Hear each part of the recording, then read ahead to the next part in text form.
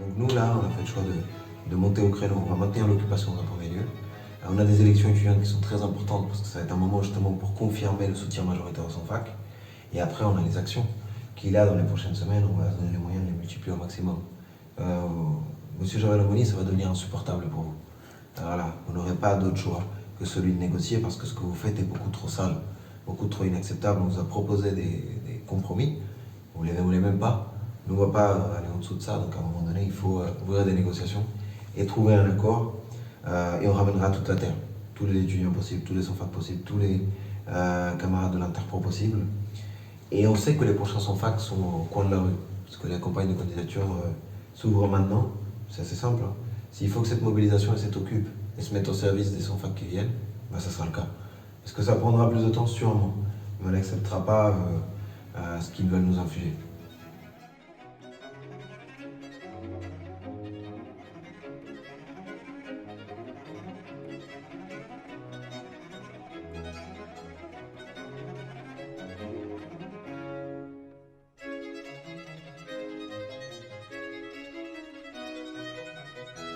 À Nanterre, il y a eu une bagarre pour l'inscription de 100 fac, de jeunes qui ont été refusés à l'entrée de l'université. C'est toujours les mêmes profils.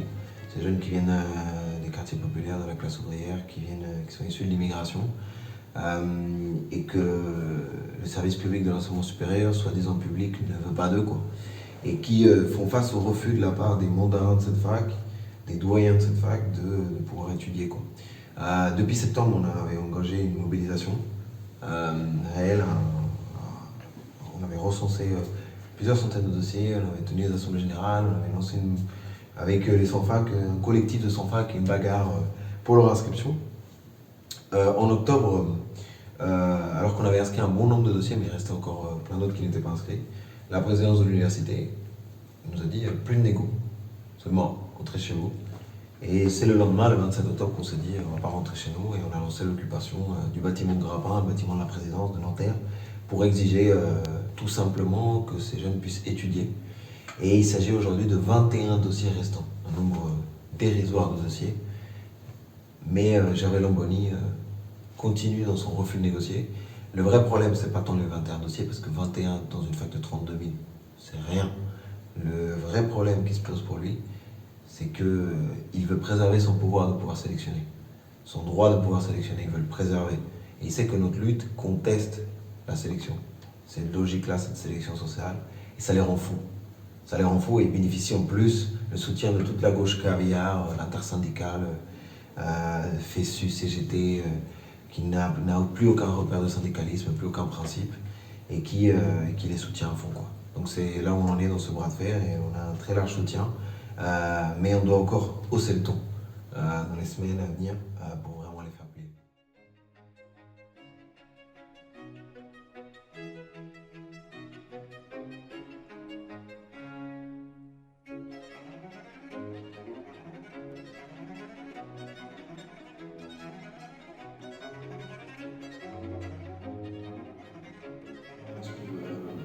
Mais moi je pense que c'est un problème politique.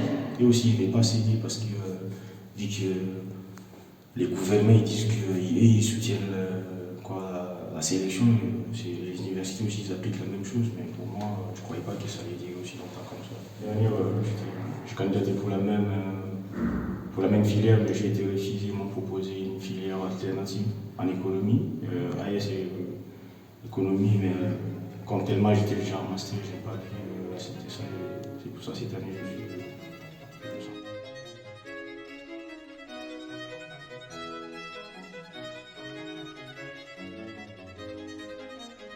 En fait, M. Javel Aubony, il a été élu grâce au soutien des syndicats de gauche et de l'université, donc la FSU, la CGT et l'UNSA.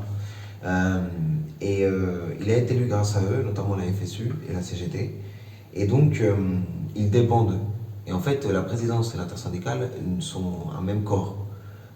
Et on sait pertinemment qu'ils font leurs décisions politiques ensemble, ils les discutent. La plupart en fait, des représentants de la FSU et de la CGT, c'est des directeurs de services, des directeurs de département, des directeurs du service d'action sociale, des directeurs de ressources informatiques ou sous-chefs, chefs d'équipe. C'est des chargés de mission. Il y a plein de gens de la FSU qui sont chargés de mission pour la présidence, genre qui sont des postes proches de la présidence. Que des trucs comme ça.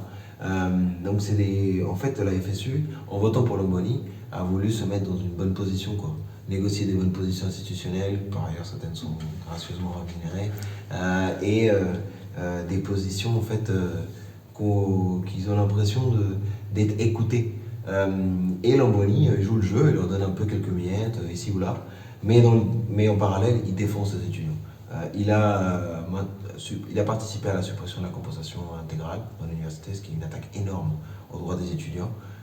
Il a voulu supprimer les semaines de révision et les semaines d'absence, tout un tas de droits élémentaires. Il a limité, il a poursuivi ça. Allez voir d'autres facs, comme si dans les autres facs, c'est à Dauphine, Assas, tout d'un coup ils vont se réveiller, on dit ouais, inscrivez.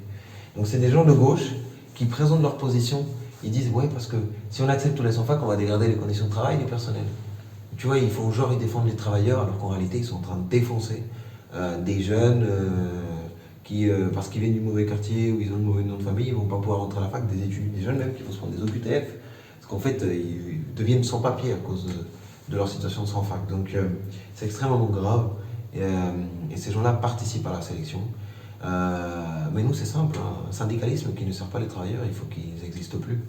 Donc si nous en tant que syndicat étudiant, on doit faire face à Longoni et à un syndicat, on fera face aux deux. Et on a un soutien très large, parce que ce qui est paradoxal dans tout ça, c'est qu'il y a énormément de syndicats pro qui nous soutiennent, mais qui ne sont pas des profs de fac, comme par hasard. Les gens qui connaissent la vraie galère savent mener les vrais combats, quoi. Donc voilà, quoi.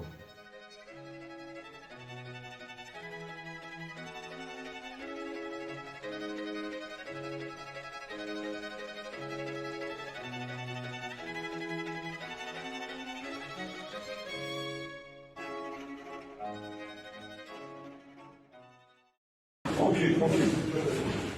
Bien mettre, tranquille. L'équipe là, là. Doucement, doucement.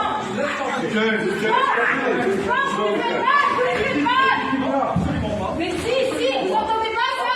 Entendre, oui, c'est du cinéma. Ouais, bien sûr. Maintenant, vous vous calmez. Allez. Arrête, on va pas descendre. Arrête, on va descendre. C'est quoi ça? C'est quoi ça? C'est quoi ça? Vous arrêtez d'utiliser la violence, monsieur, s'il vous plaît. Déjà, ce qui est quand même assez hallucinant, c'est qu'alors que le gars est soutenu par les syndicats pro, ils utilisent une journée de grève interpro appelée par ces mêmes syndicats pour rentrer dans l'occupation. C'est quand même un truc de ouf. Et nous, on sait pertinemment qu'en fait, tout ça, c'était discuté du début à la fin avec l'intersyndicale. Et que l'intersyndicale cautionne cette question-là. On sait y compris que, par exemple, avec l'intersyndicale, ils ont discuté de comment faire pour récupérer certains étages de l'occupation, et ceci, cela. Ils discutent de tout avec eux parce que... Et donc, c'est parce qu'ils ont ce cadre privilégié avec l'intersyndicale qu'ils peuvent se permettre des choses aussi sales. La seule raison pour laquelle ils n'ont pas envoyé les flics, c'est parce que l'intersyndicale ne peut pas assumer ça. Et là, avec les vigiles, en fait, ils ont tenté de voir comment on réagissait. Et comme on a très bien réagi, du coup, ils ont décidé de, pour l'instant, suspendre cette perspective. Mais ils vont revenir à la charge. Ils vont tenter de reprendre un peu cette manœuvre-là. Et donc, il y a un enjeu à...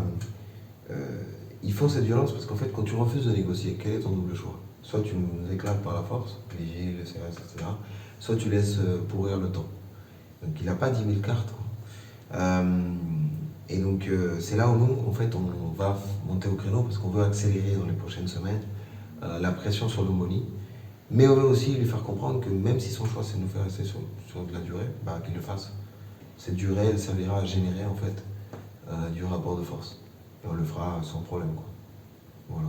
Ouais, on fait des tâches, on fait les tours des gardes parce qu'il y avait un jour, les vigiles ils ont voulu défoncer la fenêtre pour qu'ils puissent entrer. Et depuis ces jours-là, on fait les tours des gardes, on fait les ménages pour être propre, tout ça.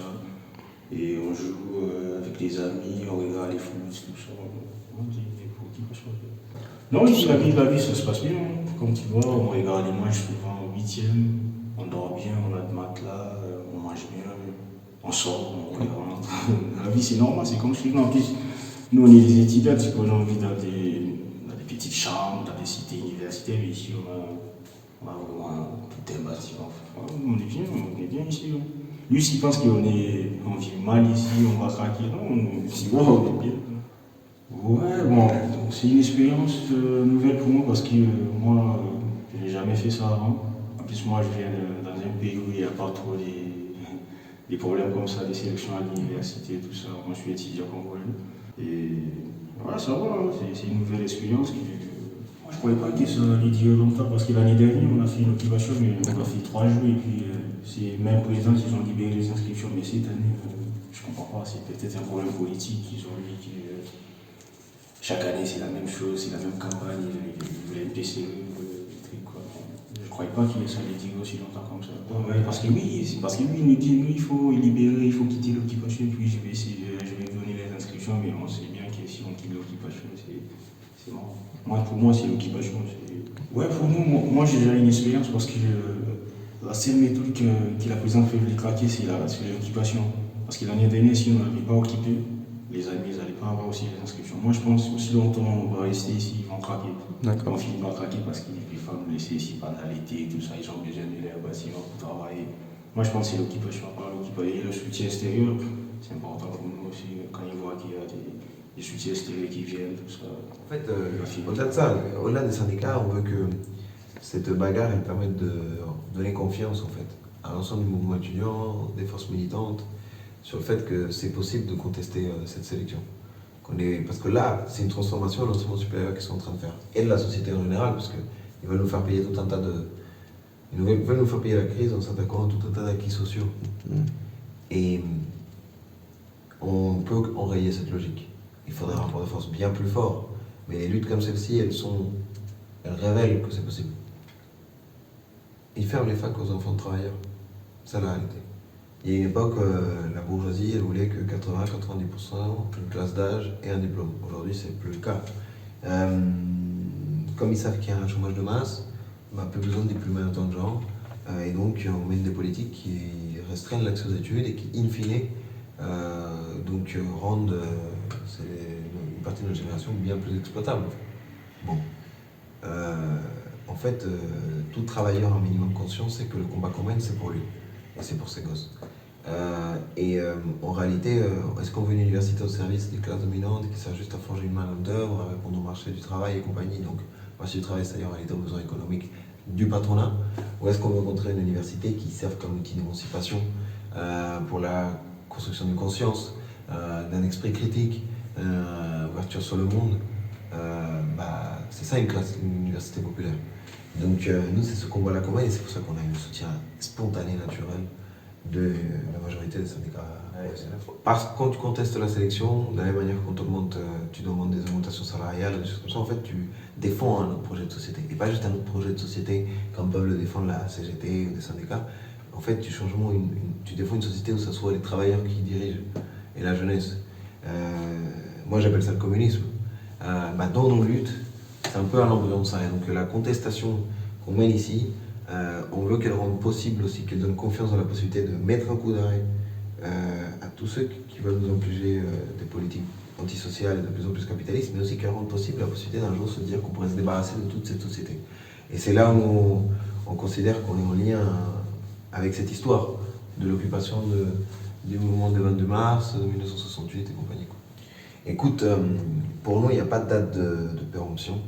C'est-à-dire qu'on ira jusqu'au bout. Et on se donnera les moyens de les faire plier. Ça prendra le temps que ça prendra, l'énergie que ça prendra.